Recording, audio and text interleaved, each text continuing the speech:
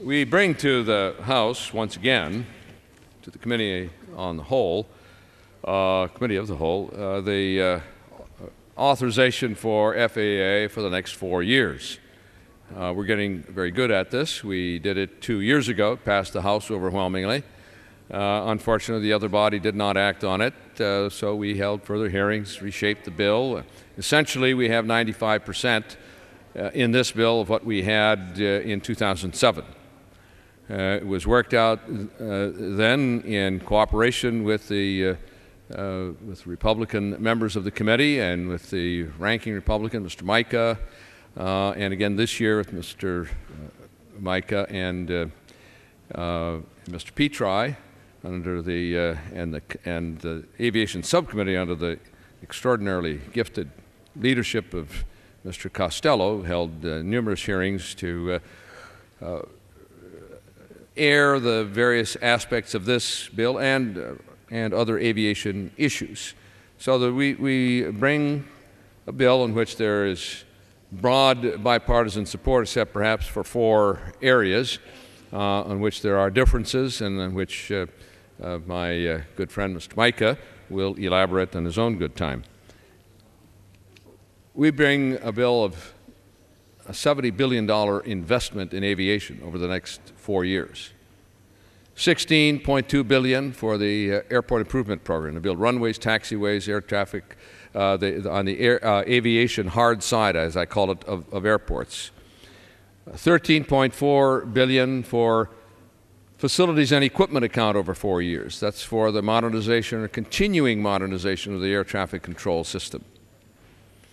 Air traffic control is not just a snapshot in time. It is a continuously evolving technology that keeps pace with the growth of aviation and with the need for greater safety at altitude, on approach, on departure, on the ground, in the airport and runway safety areas. We provide substantial funding, not only for the present, but for the future investment in modernization of the air traffic control system, going on to the next generation technology that will be satellite-based. Higher reliability, greater accuracy, shorten the flight time, shorten fuel burn in the air, and vastly improve safety. We, on the capacity side, we provide authority for airport authorities at their choice, at their decision, to increase the passenger facility charge that was initiated in 1990, time when I chaired the Aviation Subcommittee and the first Bush administration, with then Secretary Sam Skinner advocating for this authority for airports to increase this charge on grounds that they are accountable directly to the people who use their airports. It is a local decision, and we're allowing them to do it. It's not required. Airport authorities can impose or not impose a passenger facility charge. But it's used for all the authority airports are granted under the Airport Improvement Program to expand capacity, improve the terminals, improve movement of passengers on the airport grounds to and from their parking area, from the drop-off area, on to the aircraft itself. It's been a very well-used and useful tool. As part of the increase or the authority to use passenger facility charges in 1990, and with concurrence of the administration, we required that every airport that imposes a PFC will lose 50 cents on each dollar of their AIP entitlement account, and that goes into a special account in the Aviation Trust Fund for the use of small airports who don't have the capacity to level a passenger facility charge. That has resulted in some $800 million a year available for general aviation airports, regional airports, smaller non-hub airports, and has enabled them to participate in the nation's aviation system. There is provision in this bill that we had in the 2007 bill that requires the administration, the Federal Aviation Administration, to negotiate a new contract with its air traffic controllers. And if they do not reach an agreement 45 days after enactment, the issue will be sent to binding arbitration.